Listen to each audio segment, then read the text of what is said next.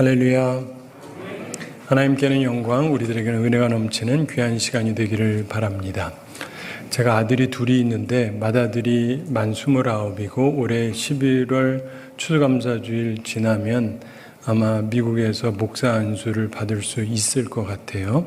근데 그 애가 어릴 때가 지금도 생각이 납니다.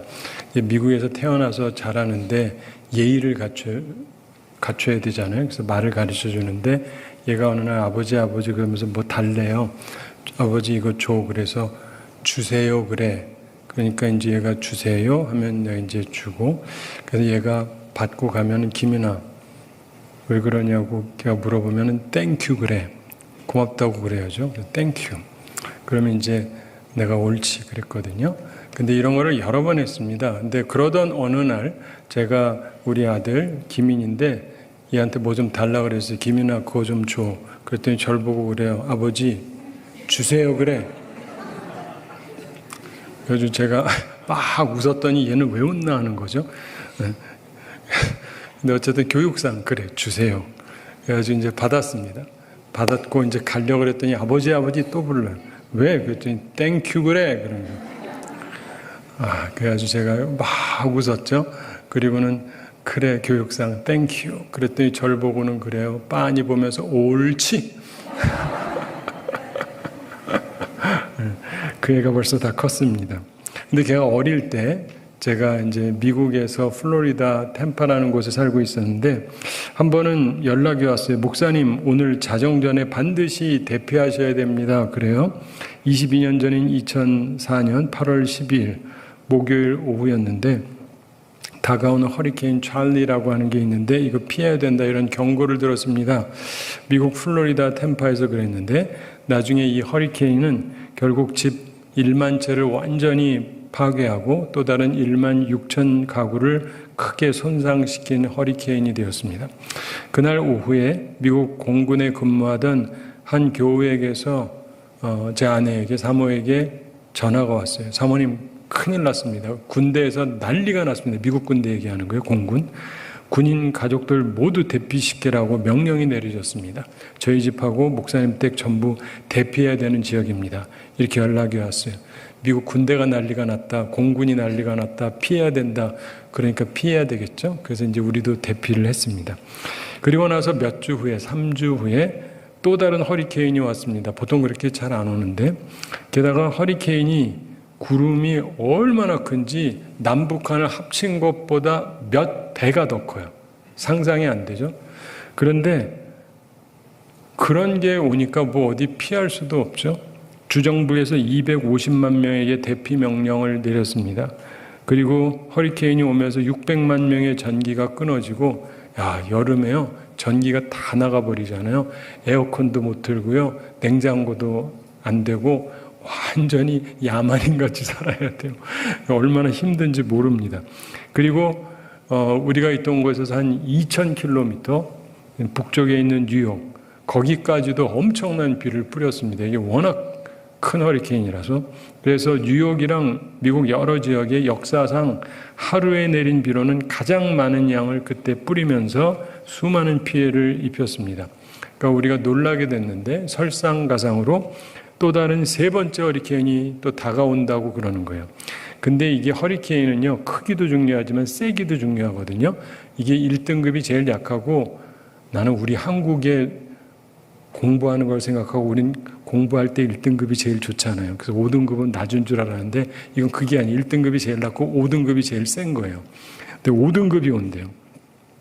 플로리다주의 한 시즌에 3번 허리케인이 오는 것은 그때까지는 역사상 2번째였는데 문제는 제일 센 놈이 온다는 거예요. 그것도 우리 지역을 강타할 것 같다. 이렇게 예보가 됩니다. 미국 사람들이 당황하기 시작을 하는데요.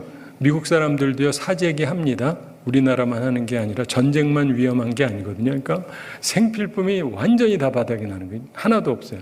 매장에 가면. 그리고 사람들이 주유도 하고 그러는데 주유소에 줄을 서가지고 하다가 세 번째가 되니까 주유소도 못 가요. 주유소가 다 문을 닫아버렸어요. 아예. 비싸게 팔아먹으시려고 아예 문을 닫아가지고 정부에서 위협하는데도 소용이 없어요. 근데 사람들이요, 미국 백인들이 막 울고 막 그러는 거예요. 그런 거 못 보셨죠? 어른들인데 막 백인들이 막 우는 거예요. 겁이 나가지고. 이게 지진하고 허리케인의 차이는요, 지진은 오는 걸 몰라요. 하고 그때 이제 놀라는 건데, 허리케인은 온다 해가지고 며칠 동안 계속 겁이 나요. 이건 또 다른 위협이거든요. 근데 3일 후에 온다 그러는데, 보니까 완전히 공황적인 공포에 휩싸였습니다.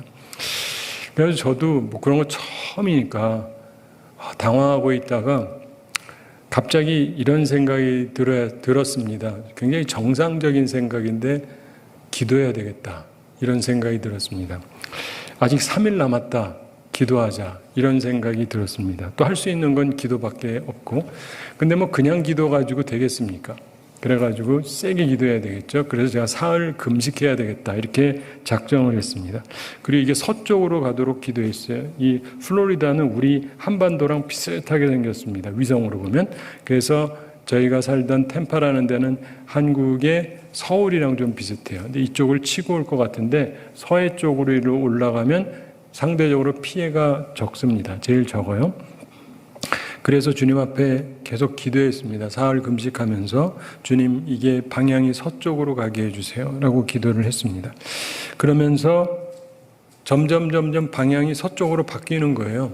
그리고 나서는 3일 금식 기도가 끝나는 날 9월 13일 월요일 저녁, 우리가 거주하던 템파 지역은 완전한 안전지대가 됐습니다. 비하고 전혀 상관이 없게 됐어요. 하나님께서는 우리가 금식까지 하면서 하는 간절한 기도에 응답해 주십니다. 그걸 믿으시기 바랍니다.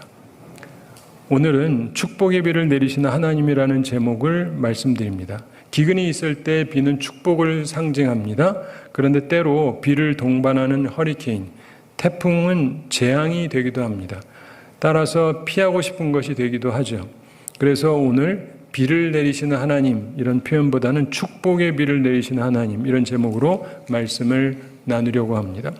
자, 오늘 본문의 배경을 잠시 생각해 보겠습니다. 볼륨 조금만 올려주실래요? 바로 앞에 있는 38절에서 여호와의 불이 내려서 번제물을 태웠던 사건을 우리가 봤습니다. 39절에서 모든 백성이 이걸 보고 엎드려서 말합니다. 여호와 그는 하나님이시로다. 여호와 그는 하나님이시로다. 그러면서 40절에서 엘리야가 그들에게 바알의 선지자를 잡되 그들 중 하나도 도망하지 못하게 하라. 그랬더니 백성들이 순종합니다. 그리고 엘리야가 그들을 기손신으로 가서 죽였습니다. 처형을 한 것입니다.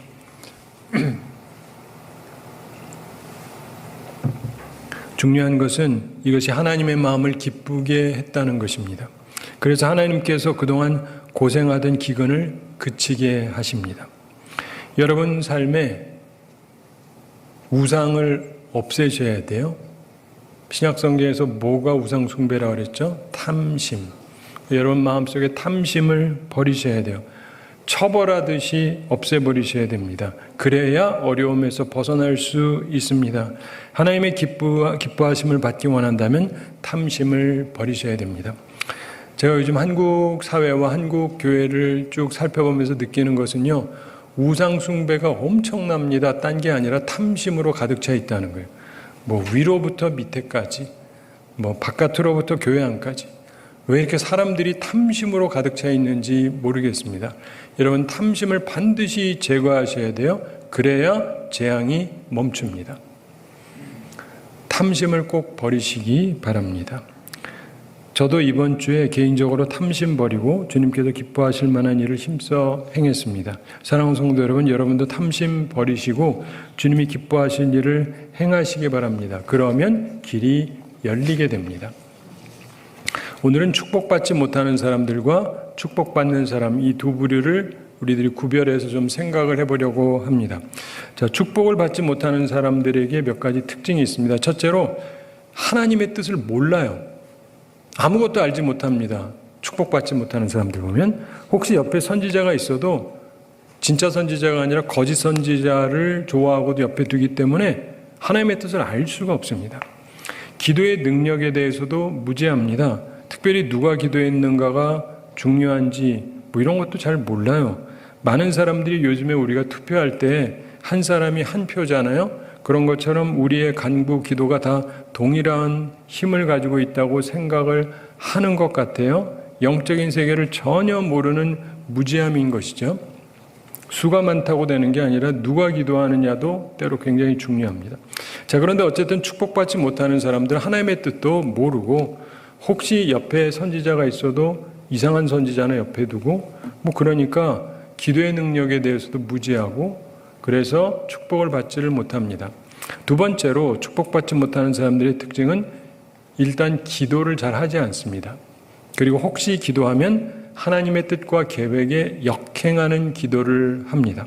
그래서 축복을 받지 못하는 것입니다. 하나님께 기도도 안 하고 기도를 해도 하나님이 안 하실 걸 자꾸 하라고 하니까 하나님이 들어주시겠냐고요. 그래서 축복을 받지 못합니다. 혹시 선지자가 있어도 어리석은 선지자의 어리석은 기도를 받아요. 그러니까 기적은 당연히 없습니다. 성경에 보면 거짓 선지자가 있다고 계속 말씀하죠. 그리고 때로는 하나님께서 그 거짓 선지자를 통해서 얘기합니다. 나가라, 이긴다. 그런데 지고 죽게 하려고 하는 하나님의 계획인 경우도 있어요. 그렇기 때문에 우리들이 살아가면서 어떤지 잘 생각해 봐야 됩니다. 게다가 기적을 하나님이 주시려고 해도 이들은 대체로 기적을 잘 믿지를 않습니다. 그리고 준비할 수 있을 때 준비하지 않습니다. 참된 주의 종인 말씀에도 가볍게 생각합니다. 그런 사람들이 의외로 많습니다.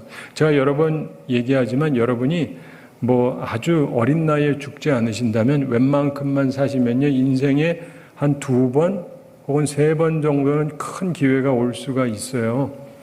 세상 사에서만 보더라도. 근데 이렇게 얘기해도 생각을 안 하고 준비 안 하는 분들이 굉장히 많습니다. 축복받지 못하는 사람의 세 번째 특징은요, 축복의 때가 돼도 그게 오히려 재앙의 때가 됩니다. 이상한 말처럼 들리실지 모르겠지만은 기다리던 비가 발생할 때 오히려 당황할 수가 있어요. 이거 기다렸는데, 근데 이게 오히려 당황하게 할 수가 있습니다. 기근일 때 비가 오는 것은 당연히 좋은 일입니다. 그러나 준비되지 않은 상태에서 쏟아지는 폭우는 피할 수가 없어서 재앙처럼 느껴질 수가 있는 것입니다. 허리케인이 그런 것처럼 축복의 때가 재앙의 때가 되는 사람도 있습니다. 이 부분에 대해서는 예수님의 산상수훈 마지막 내용이 우리에게 큰 교훈을 줍니다. 마태복음 7장 마지막 부분에서 예수님께서 이렇게 말씀하시죠. 24절부터 이런 말씀을 합니다. 그러므로 누구든지 나의 이 말을 듣고 행하는 자는 그 집을 반석 위에 지은 지혜로운 사람 같으리니 비가 내리고 창수가 나고 바람이 불어 그 집에 부딪히되 무너지지 아니하나니 이는 주추를 반석 위에 놓은 까닭이요. 나의 이 말을 듣고 행하지 아니하는 자는 그 집을 모래 위에 지은 어리석은 사람 같으리니 비가 내리고 창수가 나고 바람이 불어 그 집에 부딪히되 그 무너짐이 심하니라. 이렇게 말씀하셨습니다. 생각보다 많은 사람들이 기다리던 축복의 비가 올 때 준비하지 않아서 오히려 재앙이 되기도 합니다. 이것은 예수님의 가르침을 이스라엘 지역에 가서 보면은 좀 더 이해하게 되는데 우리나라에는 없는데 이스라엘은 와디라고 하는 지역이 있어요. 평상시에 보면은 그냥 아무것도 없어요. 그런데 비가 오면은 거기에 강이 돼요. 물이 흘러갑니다. 그런데 생각을 해보세요. 평상시도 그런데 3년 동안 기근이면은 거기가 비가 올 걱정이 없죠. 그래서 거기에다가 거처를 정하고 하려면 집을 대충 지을 수가 있죠. 근데 비가 오기를 바란다고 하면 대충 지으면은 안 됩니다. 지금도 비가 많이 나고 그러는 데는 어떤 데들은 깊게 하면서 1층을 아예 안 짓는 경우도 있어요. 2층부터 사는 데를 짓기도 하고 그러는데, 그런데 예수님께서 그런 말씀을 하신 겁니다. 근데 여러분 보세요. 내가 그렇게 비가 오기를 기도해요. 비가 오기를 바라요. 그런데 비가 오면 안 되도록 내 집을 만들어 놨어요. 비가 오는 순간 다 날아갑니다. 제가 교우들을 보면서 걱정이 돼서 자꾸 때때로 얘기하는데 준비들을 안 하세요. 준비들을 안 하세요. 그러다가 다 날려버릴 수 있는 분들이 너무 많아요. 도대체 이 상황에 대한 판단력들이 굉장히 약하세요.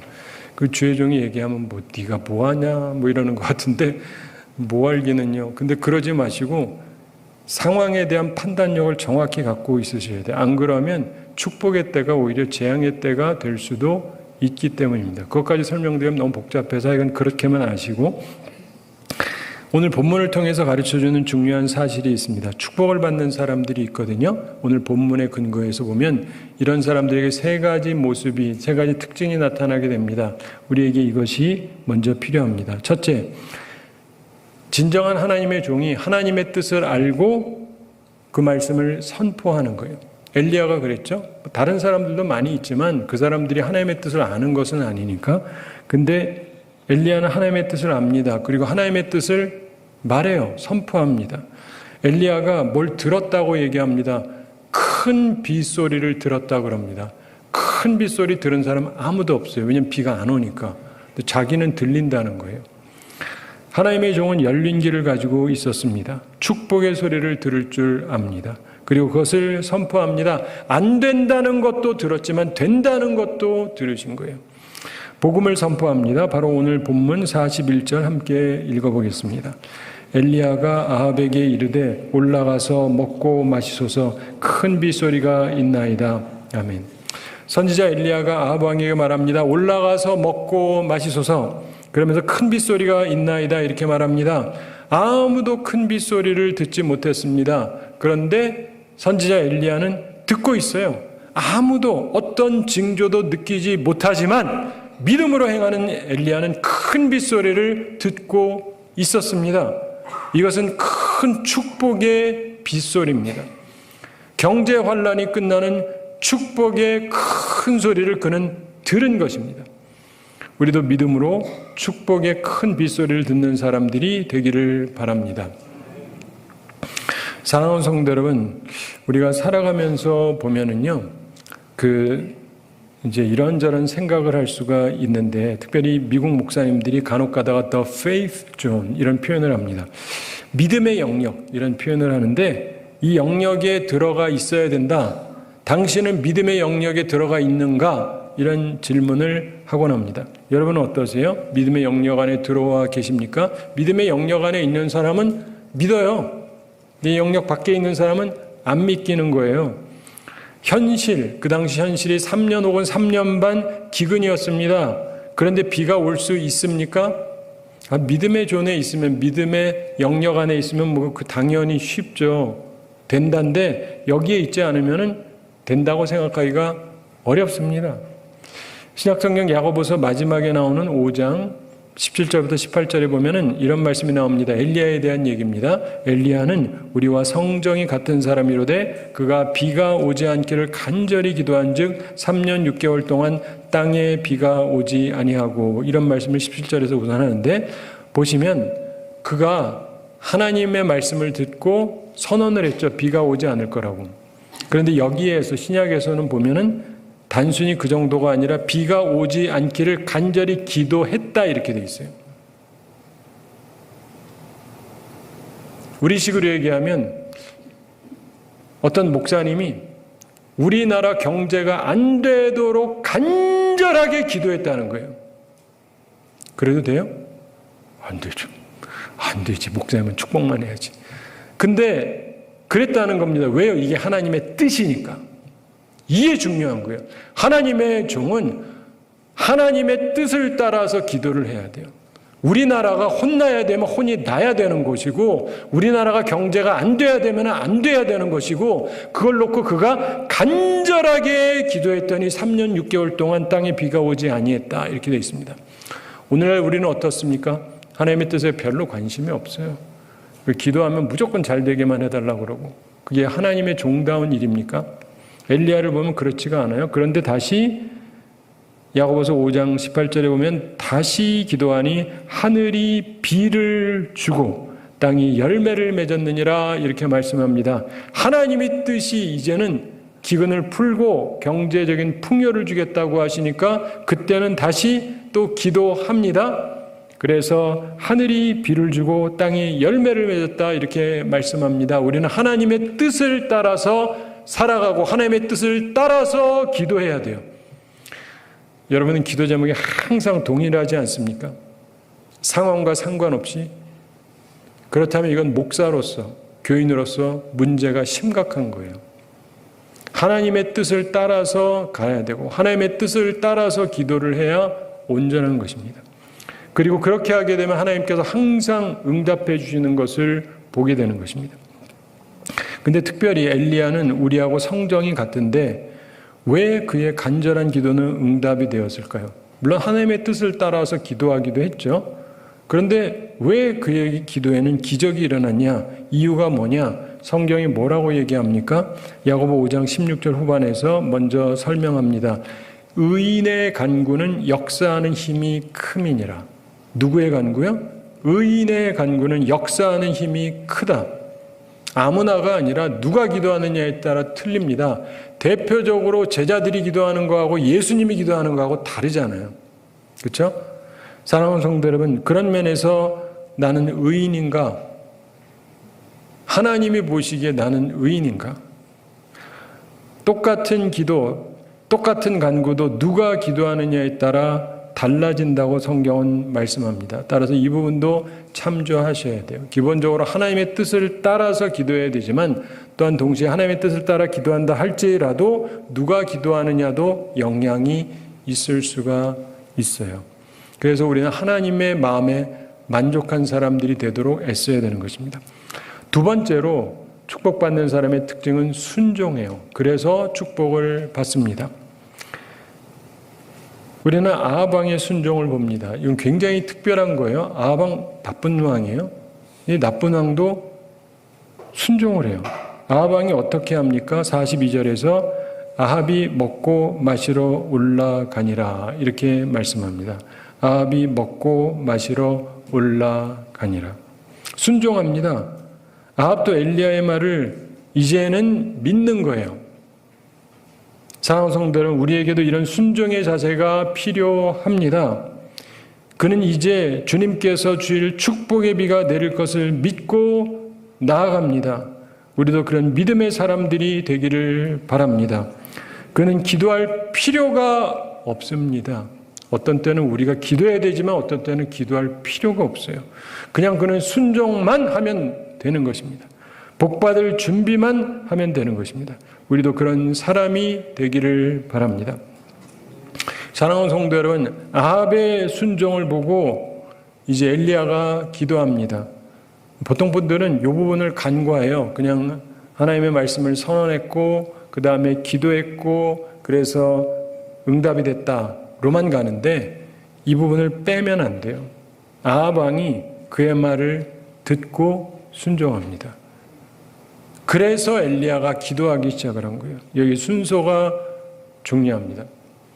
저는 그 정치 얘기를 별로 조심하려고 노력하는데 그리고 저는 진보가 아니라고 자꾸 얘기하지만 한 가지 제가 재밌는 얘기를 해드릴게요. 작년에 우리나라의 대통령이 섰잖아요. 그리고 이분이 크리스마스에 뭐 했는지 아세요? 모르세요? 왜 모르실까? 교인들이 교회 갔어요. 진짜요. 교회 갔다고요. 교회 가서 예배 드리고. 근데 보세요. 그러면서 어떤 부분에서 경제적인 은총이 엄청나게 임했습니다. 우리나라에 없던 기적이 일어났던 거 아세요? 그 김용일 목사는 좌파인가? 저 좌파 아니라니까요. 근데 아니 아합이라도 축복이 임했을 땐 임한 거잖아요. 그러므로 여러분이 기억을 하셔야 돼요. 어떤 사람들은요, 대통령 장로인데 일부러 교회를 안 가요. 우리나라 그랬어요. 그러니까 경제가 망하고 막 힘들었잖아요. 근데 우리가요, 하나님 앞에서 어떤가 하는 거 잘 생각을 해 보셔야 돼요. 아합의 순종을 보고 그때 엘리야가 기도를 시작합니다. 여기서 순서가 중요하다니까요. 그러니까 여러분들 순종하셔야 돼요. 하나님 말씀에. 그러면서 세 번째, 축복받는 비결. 하나님의 뜻을 따라서 하나님의 종이 간절히 기도를 합니다. 응답 받을 때까지.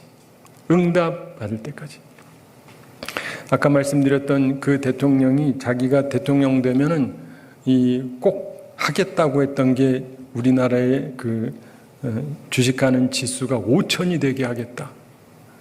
근데 지금 5천보다 훨씬 올라가 있어요. 9천까지 갔다가 지금 내려왔지만 5천보다 훨씬 올라가 있어요. 근데 여러분, 우리가 살아가면서 보면 엘리야가 하나님의 뜻을 따라서 간절히 기도하면서 응답받을 때까지 기도를 합니다. 엘리야의 기도가 있는 거예요. 자, 엘리야는 기도합니다. 왜요? 그게 그의 사명이기 때문에 그렇습니다. 42절 함께 읽어보겠습니다. 아합이 먹고 마시러 올라가니라. 엘리야가 갈멜산 꼭대기로 올라가서 땅에 꿇어 엎드려 그의 얼굴을 무릎 사이에 넣고. 아멘. 엘리야는 갈멜산 꼭대기로 올라갔습니다. 그리고 땅에 꿇어 엎드렸습니다. 그리고 그의 얼굴을 무릎 사이에 넣었습니다. 땅에 무릎을 꿇고 기도드린다. 이것은 겸손함과 간절함을 나타냅니다. 우리나라는 저희 어렸을 때는 항상 그렇게 했어요. 그래서 일부러 어떤 교회들은요, 새벽 기도할 때 이런 데 안 앉아요. 일부러 마닥이래. 마루를 깔아놓고 거기 와서 무릎 꿇으려고. 지금도 그러는 교회들이 있어요. 근데 미국 사람들은 잘 안 그럽니다. 좀 훨씬 편안하게 하는데, 근데 서양 사람이 무릎을 꿇는다는 것은 굉장히 간절함을 뜻하는 거예요. 겸손함과 간절함. 그리고 무릎 사이에 넣었다. 최대한 수그리는 겸손한 자세를 해야 가능한 것입니다. 그래서 예전에 제가 어떤 목사님한테 들었더니 자기가 이걸 해봤는데 이게 안 된대요. 당신들 해보시라고 되나. 그러면서 이분은 이렇게 얘기해요. 얼마나 기도를 많이 했으면 이게 됐을까? 라고 생각했대요. 그분의 말도 일리가 있긴 한데 전 미국서 살아봤으니까 그거보다는 조금 다르게 저는 생각이 되는데 미국 사람은 그게 가능합니다. 신체적으로. 미국 백인들은 대체로 롱다리, 우리는 숏다리. 숏다리에는 집어넣기가 쉽지 않아요. 롱다리는 하기가 쉽습니다. 그래서 뭐 꼭 그렇게까지 얘기할 필요는 없고, 근데 어쨌든 간절하게 겸손하게 기도했던 건 사실이에요. 그리고 그가 하나님의 뜻을 따라서 기도하는데 이 부분을 잠시 깊게 살펴볼 필요가 있습니다. 43절 함께 읽어보겠습니다. 그의 사환에게 이르되 올라가 바다 쪽을 바라보라. 그가 올라가 바라보고 말하되 아무것도 없나이다. 이르되 7번까지 다시 가라. 아멘. 기도하고 나서 이렇게 간절하게 기도하고 이쯤 됐겠지 하고 사환한테 가서 징조를 살펴보게 합니다. 그런데 아무 징조가 없다는 거예요. 왜 그러지? 다시 2번째 기도합니다. 간절하게 기도합니다. 이제 봐라. 아무 징조가 없어요. 3세판, 3번 쫙 기도했어요. 가서 보라는데 아무것도 없어요. 4번째 기도를 합니다. 근데 또 아무 징조가 없어요. 이 남 얘기니까 그렇지 제가 목사니까 목사 입장을 좀 더 알거든요. 5번째 간절히 기도했어요. 아무 징조가 없어요. 이쯤 되면은 퇴로를 찾아야 돼요. 이거 안 될 수도 있는 거 아니에요? 이쯤 되면? 그렇죠. 5번이나 했는데 안 됐으면. 그럼 이거 어떻게 해야 되지? 뭐 여러 가지 생각이 들 수가 있어요. 근데 6번째 또 기도합니다. 근데도 없어요. 야, 이 정도면 포기해야 되지 않습니까? 오늘은 안 되나 보다 하든가 뭐 내일 다시 하자라든가. 근데 또예요. 7번째. 남의 얘기니까 쉽지 않다니까요. 하면 할수록 안 되면은 진짜 체면 구기는 거거든요. 좀 전에 막 불도 떨어졌는데 비는 안 오잖아요. 그러면 이거는 갑자기 명예가 추락할 수 있는 상황인데, 그런데도 완전수라고 7번을 기도합니다. 그 간절히 기도했습니다. 44절 함께 읽어보겠습니다. 7번째 이르러서는 그가 말하되 바다에서 사람의 손만한 작은 구름이 일어나나이다. 이르되 올라가 아합에게 말하기를 비에 막히지 아니하도록 마차를 갖추고 내려가소서 하라 하니라. 아멘. 멀리 바다에서 사람의 손만한 작은 구름이 일어났습니다. 그런 보고를 받았습니다. 작은 징조가 보인 거예요. 징조가 안 보일 때는 계속해서 기도합니다. 하나님이 아직 움직이지 아니하셨다는 거니까 계속 기도해요. 근데 작은 징조가 보이자 이젠 하시는구나 싶어서 이 엘리야가 작은 징조를 보고도 확실하게 믿었습니다. 이게 우리에게 매우 중요한 것입니다. 그래서 아합에게 말합니다. 비에 막히지 아니하도록 마차를 갖추고 내려가소서. 걸어갈 일이 아니에요. 마차를 타고 가야 된다. 빨리 가야 된다. 왜냐하면 엄청난 비가 빠르게 올 것이기 때문에 이런 얘기입니다. 그는 그걸 믿고 얘기하는 거예요. 45절 함께 읽어보겠습니다. 조금 후에 구름과 바람이 일어나서 하늘이 캄캄해지며 큰 비가 내리는지라 아합이 마차를 타고 이스라엘로 가니. 아멘. 엘리야의 말대로 조금 후에 구름과 바람이 일어납니다. 하늘이 캄캄해지면서 큰 비가 내렸습니다. 축복의 장대비가 내리는 것이었습니다. 46절 함께 읽어보겠습니다. 여호와의 능력이 엘리야에게 임하매 그가 허리를 동이고 이스라엘로 들어가는 곳까지 아합 앞에서 달려갔더라. 아멘. 이 또한 놀라운 기적 같은 능력을 보여주는 것입니다. 갑자기 하나님의 능력이 임해서 허리를 동이고 이스라엘로 들어가는 곳까지 아합 앞에서 달려가는데 아합은 뭘 타고 있어요? 마차를 타고 있는데 마차 앞에서 뛰어갑니다. 제가 마차보다 빠를까요? 저는 못해요. 근데 지금 이분에게 하나님의 능력이 임하니까 이런 일까지도 했다라고 우리에게 말씀해 주고 있습니다. 사랑하는 성도 여러분, 말씀을 맺으면서 생각할 바가 있습니다. 엘리야의 하나님은 축복의 비를 내리시는 하나님이시기도 합니다. 엘리야의 하나님은 기근이 오게 하시는 하나님이시기도 해요. 그런데 또 그때에도 까마귀를 통해서 먹이기도 하시고 가장 가난한 과부를 통해서도 공개하게 하시는 하나님이십니다. 또한 동시에 하나님께서는 불이 하늘에서 떨어지게 하는 하나님이시기도 합니다. 그런데 또한 동시에 죽은 자를 살리는 하나님이시기도 합니다. 돈 문제는 해결이 됐지만은 죽음 문제, 건강 문제로 이 과부가 슬퍼하는데 그 아이를 하나님께서 살려주시기도 합니다. 그리고 또한 오늘 말씀을 보면 축복의 비를 내리기도 하시는 하나님이라는 것을 보게 됩니다. 하나님께서는 하나님의 백성들이 어떻게 믿음의 삶을 사는지를 보시고 다양한 모습으로 나타나십니다. 오늘날 우리에게도 마찬가지입니다. 다양한 모습으로 나타나실 수 있습니다. 사랑하는 성도 여러분, 여러분에게 하나님은 어떤 엘리야의 하나님으로 다가오고 계십니까? 바라기는 오늘 말씀처럼 그동안 완전히 끊겼던 경제적 고난으로 힘든 분들에게 이제 축복이 함께 하시게 되기를 바랍니다. 축복의 장대비가, 큰 비가 충만하게 임해서 여러분의 삶의 고통이 완전히 해소되기를 바랍니다. 또한 이 말씀을 믿고 준비하시기 바랍니다. 엄청난 축복의 순간이 오히려 내게 재앙이 되지 않게 하셔야 됩니다. 말씀을 믿고 모든 것이 때가 있다는 것을 기억하면서 때에 합당하게 나아가시기 바랍니다. 그렇게 하지 않는 사람은 축복의 비가 재앙이 될 수도 있거든요. 그러나 준비하면 결코 무너지지 않을 것입니다. 제가 한 가지 이야기 말씀드리면서 오늘 말씀을 마치겠습니다. TV 예보가 발달하지 않았던 1938년, 한 90년쯤 된 오래전 9월에 뉴욕 롱아일랜드라는 곳에서 어떤 사람이 기압계를 구입을 했습니다. 뉴욕에 이렇게 있으면은 뉴욕의 동쪽에 롱아일랜드라고 있어요. 긴 섬입니다. 근데 기압계가 와서 열어봤더니 기압계의 바늘이 허리케인이라고 적힌 곳에 고정이 되어 있어요. 흔들어 보는데 흔들리지도 않고 계속 허리케인을 가리키고 있습니다.